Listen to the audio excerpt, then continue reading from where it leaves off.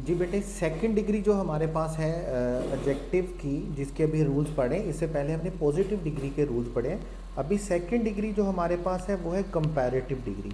Comparative degree के बारे में आपने 3 रूल बड़े अच्छे तरीके से समझने हैं, और कंपैरेटिव डिग्री के 3 रूल्स ही हमें समझना होते हैं, जानना होता है। सबसे पहला रूल ये होता है कि कंपैरेटिव डिग्री के साथ डेफिनेटली हमने कौन सा वर्ड यूज़ करना होता है।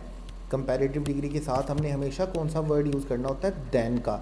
देन के वर्ड को आप अच्छे से पहचान लें। जहाँ कहीं पर देन का वर्ड आएगा आपने बात पल्ले बांध लेनी है। इसका मतलब दो नाउन्स को, दो सब्जेक्ट्स को, दो प्रोनाउंस को कंपैरिजन में होना चाहिए। क्योंकि कंपैरेटिव डिग्री का मतलब भी क्या होता है कि जब हम दो सब्जेक्ट्स को, दो नाउन को, दो प्रोनाउंस को बेटे क्या कर रहे होते हैं, कंपेयर कर रहे होते हैं। तो पहली बात आपने याद रखनी है, कंपैरेटिव डिग्री का मतलब जब भी आप दो नाउन्स को, दो सब्जेक्ट को, दो प्रोनाउंस को कंपेयर कर रहे होंगे, एक को अच्छा और एक को बुरा बता रहे होंगे, एक को आला और एक को घटिया बता रहे होंगे, एक को गुड क्वालिटी बैड क्वालिटी में, ज़्यादा कम में बता रहे होंगे, तो तब आपने कंपैरेटिव डिग्री यूज़ करनी है। कंपैरेटिव डिग्री यूज़ करेंगे तो आपने देन का वर्ड लाजमी लिखना है। इन अदर वर्ड्स, अगर आपके सेंटेंस में देन का वर्ड लिखा हुआ है तो इसका मतलब आपके सेंटेंस में लाजमी तौर पर कंपैरेटिव डिग्री होनी चाहिए। आपको कंपैरेटिव डिग्री निकालनी है उसमें से, ठीक हो गया। उसके बाद कंपैरेटिव डिग्री के बाद एक जो बड़ा इंपॉर्टेंट रूल है, कंपैरेटिव डिग्री का, आफ्टर देन, कि देन के बाद हमने प्रोनाउन कौन सा यूज़ करना है। अभी से पहले पॉजिटिव डिग्री से पहले मैंने आपको बताया एक सिंपल जुगाड़, मैंने आपको बताया वो सिंगल जुगाड़ क्या है, जहाँ कहीं पर भी एज प्लस हैज़ आप देखेंगे सेंटेंस में, जहाँ कहीं पर भी आप सो प्लस हैज़ देखेंगे सेंटेंस में, जहाँ कहीं पर भी आप देन देखेंगे, इन 3 एक्सप्रेशन के बाद आपको अगर प्रोनाउन का ऑप्शन आता है कि इसके बाद प्रोनाउन कौन सा आना चाहिए, तो परेशान होने की ज़रूरत नहीं है, क्योंकि सारा जीन यहाँ पर है। तो आपको प्रोनाउन, इसके बाद आने वाला प्रोनाउन, आपको प्रोनाउन का वही केस लिखना है जो इससे पहले लिखा हुआ है। अगर सब्जेक्टिव है तो सब्जेक्टिव केस आएगा, ऑब्जेक्टिव है तो ऑब्जेक्टिव केस आएगा, पोजेसिव है तो पोजेसिव केस आएगा। उसमें परेशान होने की भी ज़रूरत नहीं है, याद रखिएगा। लाइक अगर मैं बोलता हूँ ही इज़ more intelligent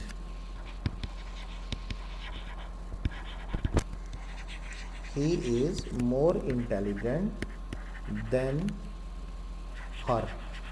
अब ये देखें वर्ड क्या आया, देन, उसकी वजह क्या है, क्या डिग्री यूज़ हो रही है, कंपैरेटिव डिग्री, और दो नाउन को क्या किया जा रहा है, कंपेयर किया जा रहा है। अब बात यह है कि इसके बाद प्रोनाउन कौन सा आना चाहिए। अब देन के बाद लिखा हुआ है हर, अब देन के बाद हर लिखा हुआ है, मैंने कहा जो डिग्री पहले यूज़ होगी वही डिग्री आपने तभी यूज़ करनी है। अब मतलब जो केस पहले यूज़ होगा वही केस आपने अभी यूज़ करना है। तो पहले यूज़ हुआ है सब्जेक्टिव केस, तो आपने बाद में भी बेटे कौन सा केस यूज़ करना है, सब्जेक्टिव केस। हर आप किसी भी सूरत में नहीं लिखेंगे, बल्कि आप लिखेंगे मोर इंटेलिजेंट दैन शी।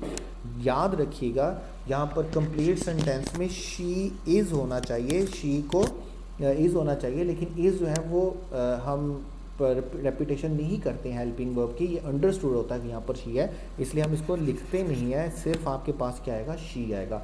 जो नाउन का केस, प्रोनाउन का केस पहले होगा वही प्रोनाउन का केस आपका देन के बाद होगा, वही प्रोनाउन का केस आपका एज प्लस एज के बाद होगा, वही प्रोनाउन का केस आपका सो प्लस एज के बाद होगा। आपने याद रखना है, आपने भूलना नहीं है। As plus as, so plus as और देन के बाद प्रोनाउन का वही केस आएगा जो से पहले है। उसके बाद तीसरी बात जो बेटे आपने लिखनी है, याद रखनी है इसके बारे में, वो है आर्टिकल विद कंपैरेटिव डिग्री। आप याद रखेंगे कि कंपैरेटिव डिग्री के साथ हम आर्टिकल यूज़ नहीं करते हैं। कंपैरेटिव डिग्री के साथ हम आर्टिकल यूज़ नहीं करते हैं, लेकिन 2 केसेस हमारे पास एक्सेप्शंस में हैं। इनको आपने स्टार लिख लेना है। 2 सेंटेंसेस हैं हमारे पास जिसमें हम कंपैरेटिव डिग्री के साथ आर्टिकल यूज़ करते हैं, अदरवाइज हम कंपैरेटिव डिग्री के साथ डेफिनेट आर्टिकल द यूज़ नहीं करते हैं, याद रखिएगा।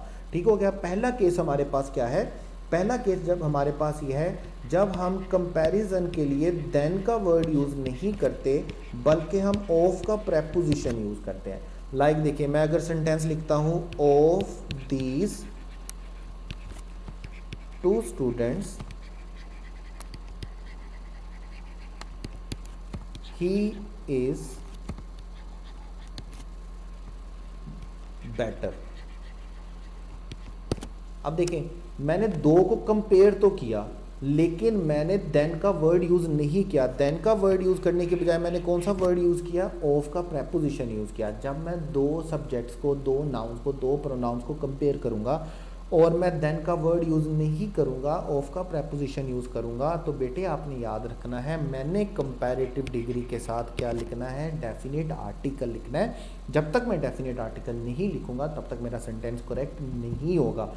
अगर आपके सेंटेंस में कंपैरेटिव डिग्री यूज़ की गई है, देन का वर्ड यूज़ नहीं किया गया बल्कि ऑफ का प्रेपोजिशन यूज़ किया गया है, तो आपने याद रखना है आपने कंपैरेटिव डिग्री को हमेशा किसके साथ लिखना है?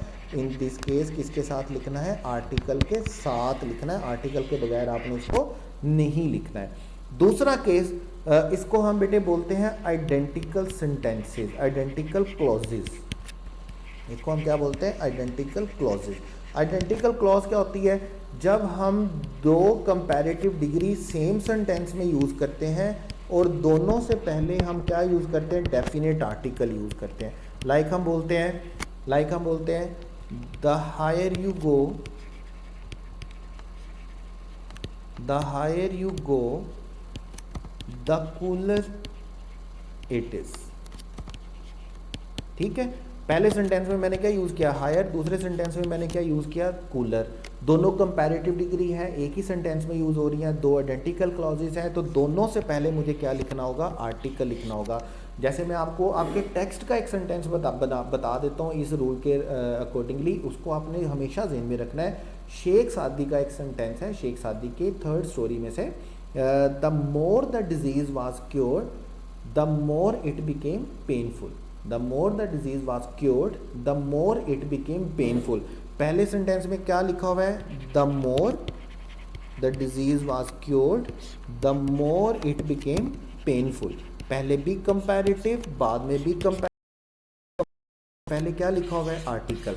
जब भी आप आइडेंटिकल क्लॉज लिखेंगे, आइडेंटिकल क्लॉजेज लिखेंगे जिसमें दोनों कंपैरेटिव डिग्री होंगी, तो दोनों कंपैरेटिव डिग्री से पहले आपको क्या लिखना है? डेफिनेट आर्टिकल लिखना है। तीन बातें आपको कंपैरेटिव डिग्री के हवाले से याद रखनी है। पहली बात, जहाँ पर भी कंपैरेटिव डिग्री आएगा, इसका मतलब हम दो सब्जेक्ट को, दो नाउंस को, दो प्रोनाउंस को कंपेयर कर रहे हैं, तो उसके साथ हमने लाजमी तौर पर देन का वर्ड लिखना है। डन हो गया? या इसको आप वाइस वर्सा कर सकते हैं कि जहाँ पर भी देन का वर्ड आ रहा है उसका मतलब हम दो नाउंस को, दो सब्जेक्ट्स को, दो प्रोनाउंस को कंपेयर कर रहे हैं, तो सेंटेंस में कंपैरेटिव डिग्री होनी चाहिए। उसके बाद सेकंड जो है वो आपने याद रखना है कि देन के बाद तीनों एक्सप्रेशन मैं दोबारा लिख देता हूँ, बार बार लिख रहा हूँ ताकि भूले नहीं। एज प्लस एज के बाद, सो प्लस एज के बाद या देन के बाद प्रोनाउन कौन सा यूज़ होगा, ये दूसरी बात है जो कंपैरेटिव डिग्री के बारे में हमें जाननी है। तो हमने ये कहा कि इनके बाद हमने प्रोनाउन का वही केस यूज़ करना है जो हमने इनसे पहले यूज़ किया हो। अगर पहले कंपैरेटिव होगा, अगर पहले सब्जेक्टिव होगा तो बाद में भी सब्जेक्टिव केस आएगा प्रोनाउन का। अगर पहले ऑब्जेक्टिव होगा तो बाद में भी ऑब्जेक्टिव आएगा। अगर पहले पोजेसिव होगा तो बाद में भी पोजेसिव आएगा। उसके बाद हमने कहा कि कंपैरेटिव डिग्री के साथ आर्टिकल कौन सा यूज़ करना है, करना भी है या नहीं करना, ये तीसरी बात है, तीसरा रूल है आप कह सकते हैं। तो एक बात आप याद रखेंगे कि कंपैरेटिव डिग्री के साथ हम कोई भी आर्टिकल यूज़ नहीं करते हैं, हम डेफिनेट आर्टिकल यूज़ नहीं करते हैं। एक्सेप्शन में दो केसेस हैं हमारे पास, दो रूल हैं जहाँ पर हम कंपैरेटिव डिग्री यूज़ करते हैं। अगर हम सेंटेंस में देन का वर्ड यूज़ नहीं करेंगे कंपैरिजन के लिए, उसकी बजाय हम ऑफ का प्रेपोजिशन यूज़ करेंगे और दो नाउन्स को, दो सब्जेक्ट्स को कंपेयर करेंगे, तो फिर हम कंपैरेटिव डिग्री यूज़ नहीं करेंगे सिर्फ, बल्कि बेटे हम क्या करेंगे? कंपैरेटिव डिग्री के साथ क्या यूज़ करेंगे? आर्टिकल यूज़ करेंगे। डन हो गया? अगर सेंटेंस में देन नहीं होगा, ऑफ होगा, तो फिर हमें कंपैरेटिव के साथ आर्टिकल यूज़ करना है। उसके बाद तीसरी बात जो बेटे है हमारे पास आइडेंटिकल क्लॉजेज। आइडेंटिकल क्लॉजेज में हमारे पास ये है, ऐसा सेंटेंस होता है आइडेंटिकल क्लॉज जिसमें दो कंपैरेटिव डिग्री यूज़ की गई होती है और दोनों से पहले हम फिर क्या यूज़ करते हैं? आर्टिकल यूज़ करते हैं। जैसे हमने कहा the higher you go the cooler it is, और शेख सादी में से मैंने आपको सेंटेंस बताया the more the disease was cured the more it became painful. आपको ये बातें याद रखनी है, ये रूल याद रखने हैं ताकि इम्प्लीमेंटेशन के वक्त, इसको अप्लाई करते वक्त कोई परेशानी ना हो।